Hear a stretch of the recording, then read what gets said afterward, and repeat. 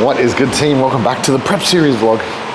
After a nice rest day yesterday. Pretty scrambled, to be honest, after Tuesday's leg session. Rest day came at a perfect time. This allowed me to kind of dig myself out of that little recovery debt that I usually find in the back end of prep, being a week out from my next show, or just over. And training legs, it does take a pretty big toll, so it does mean that we just do need to be mindful of that. And I did get a question on this on one of my last videos on the channel. Someone asked about my training split, my current training split, and why it was set up that way, and they were interested in the rationale.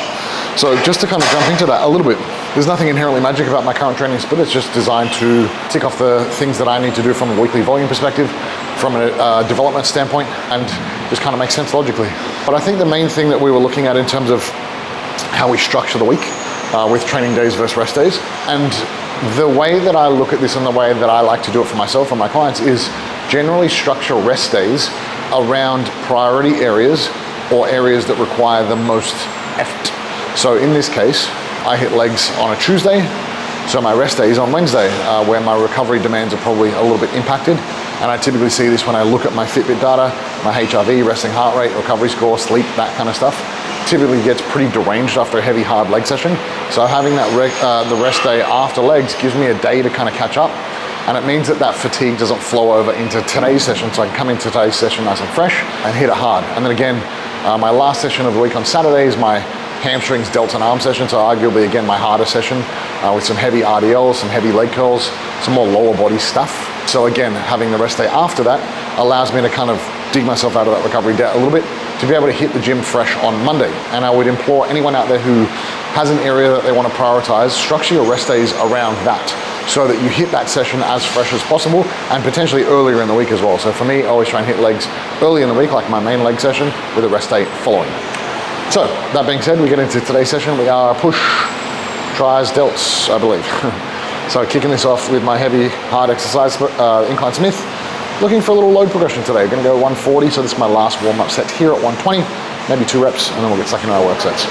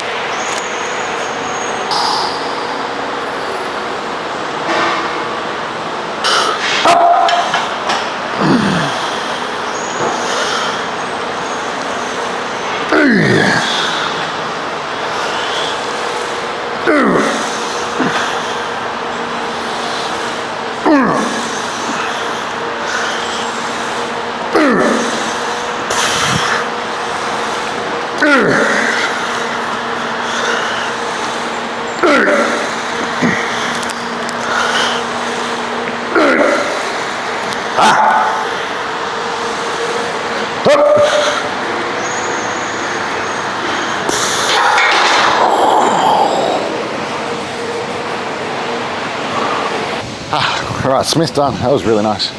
140, 5 kilo load jump from last time. 8 reps. So load progressions still kind of happening. At the very least, strength maintenance is happening, which is a fantastic way to measure your ability to maintain muscle during contest prep, especially in the later stages. So we will take those wins where we can get them. Moving on to the chest fly now.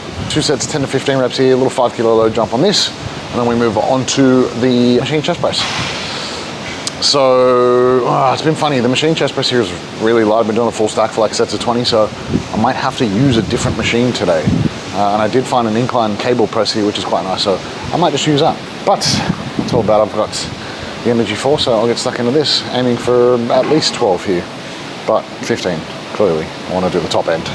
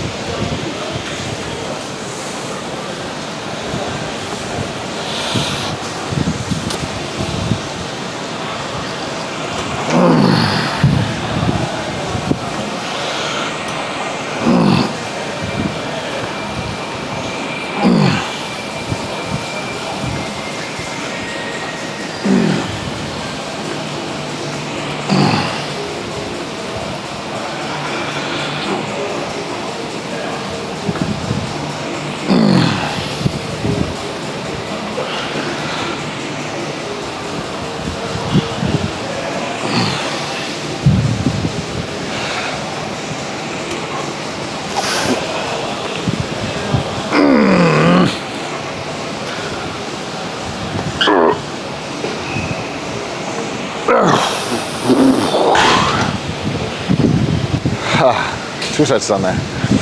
So we managed load progression and matched reps from last week's efforts, which is great.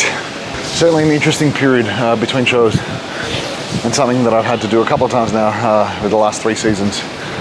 Big gaps in between the state show and the pro qualifier, which is funny because it's the most food I've been on this entire prep. Like, I've been eating kind of at maintenance calories for the most part, like since last week, 3,200 calories, but you just kind of burn through that energy so quickly. And it's like, people hear me say, oh, you're eating 3,200 calories is so much food, what are you complaining about? But in reality, it's more so the level of body fat that you sit at. So just being like low single digit body fat is just so uncomfortable, so incredibly painful, just from an energy perspective, from a training perspective, just from an overall life perspective.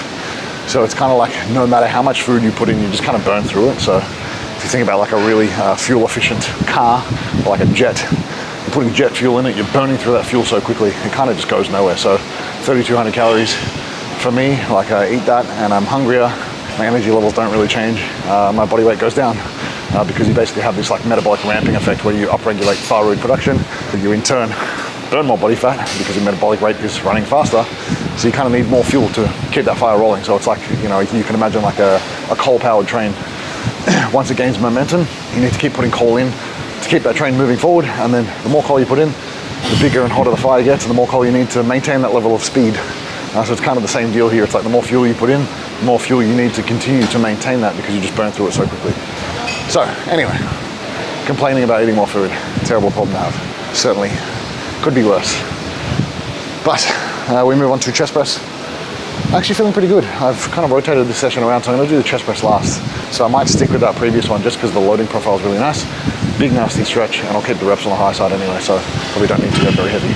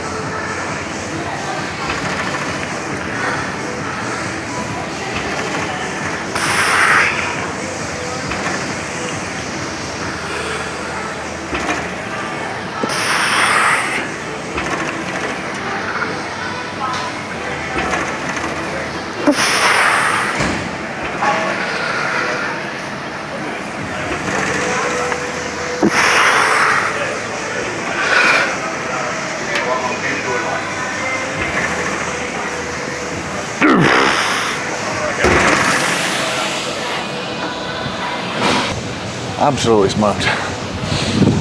What's that, a total of 5 sets of chest. Across the week I think I'm only doing like 8, maybe 9, but certainly enough chest to get us progressing, to keep muscle mass where it needs to be, to stay nice and full. So on to triceps next. 1 set cross body push downs, 2 sets of over the shoulder tricep extensions, and then 2 sets of lateral delts to finish. So a total of 5 working sets to get done to finish off this session, which I'm very happy about. Anyway, we'll get stuck in, need to go downstairs, excuse to get more steps done.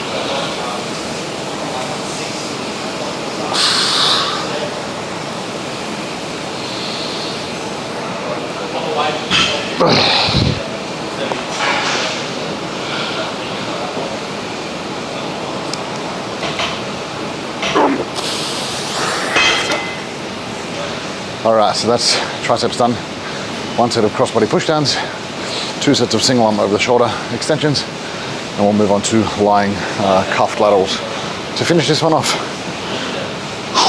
These are getting hard now, counting down the sessions.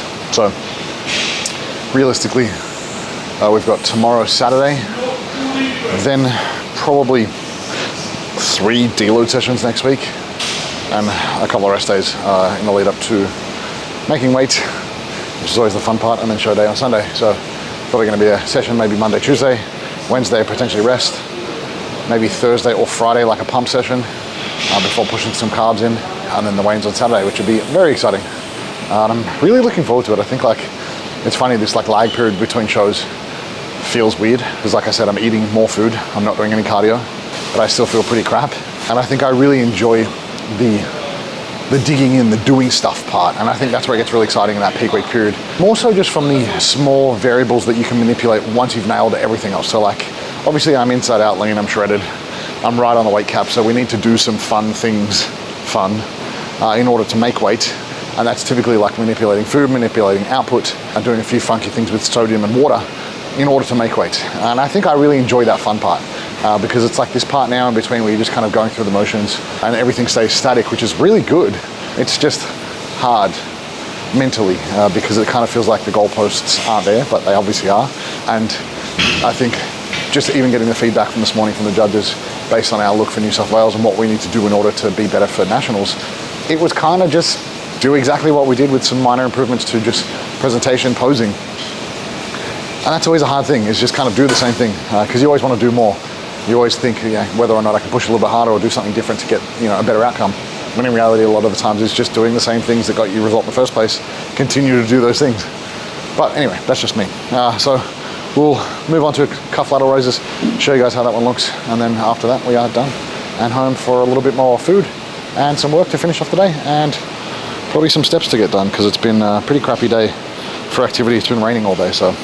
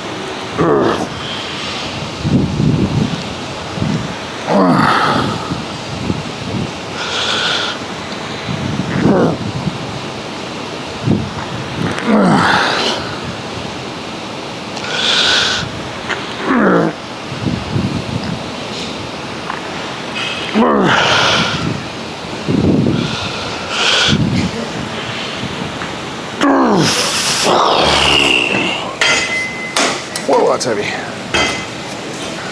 Chest done, triceps done, lateral delts done. Another one in the books. So I'm back in tomorrow. What are we? I think pull, upper body. I'm not sure. I have to check my program. But as always, guys, I appreciate the support so much on the channel. Very excited to take you guys down to Melbourne. We fly down Monday in the week leading up to National, so we've got some cool content planned for that week. Training some really cool gyms. And then we head off to London. So excited to bring you guys along for that journey. road to the pro show, or pro qualifier, so to speak. But as always, guys, it means the world to me if you like, comment, share, most importantly, subscribe to the channel. Helps us continue to grow and make videos and have fun doing it. So see you guys in here tomorrow for our next session.